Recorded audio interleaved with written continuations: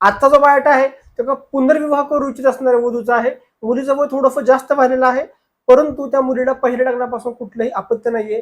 पण त्यांची समोरच्या व्यक्तीवर जर का अपत्य असेल तर त्या अपत्यासह यांची स्वीकारायची तयारी आहे. त्यामुळे विनंती आहे, कृपया व्हिडिओ पूर्ण ऐका आणि तुम्ही स्वतः किंवा तुमच्या ओळखीचा कोणताही व्यक्ती जर का या अपेक्षेत बसत असेल तर आठवणीने त्यांना हा व्हिडिओ शेअर करा आणि त्यांचं लग्न जुळण्यासाठी सहकार्य करा.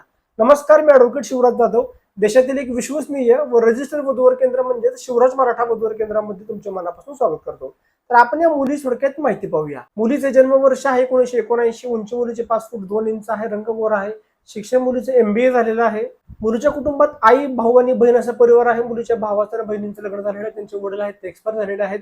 त्यांचं मूळचं गाव हे सातारा जिल्ह्यामध्ये आहे. तर त्यांची अपेक्षा काय आहे ते आपण पाहणार आहे. पण अपेक्षा पाहण्याअगोदर तुम्हाला विनंती आहे की अजूनपर्यंत चॅनलला फॉलो केलं नसेल कृपया चॅनलला फॉलो करा. त्यांच्या अपेक्षा की जो मुलगा असेल तो वेल सेटल असावा, वेल एज्युकेटेड असावा. तो जर का मुलगा नोकरी करत असेल तर एक चांगली त्याला नोकरी असावी, किंवा व्यवसाय करत असेल तर एक वेल सेटल व्यवसाय असावा.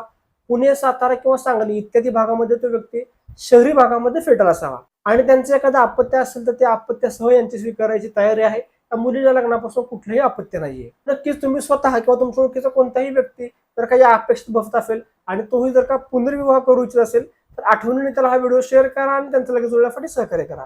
आणि असंच आपल्याकडे भरपूर मराठा समाजातील मुला मुलींची स्थळे असतात. नक्कीच मराठा समाजातील तुमच्या ओळखीचं कोणीही लग्नासाठी स्थळे पाहत असेल तर आपल्या शिवराज मराठा वधूवर केंद्राची माहिती त्यांच्यापर्यंत नक्की पाठवा. पुन्हा भेटूया एका नवीन व्हिडिओमध्ये. तोपर्यंत रजा घेतो. धन्यवाद. जय शिवराय.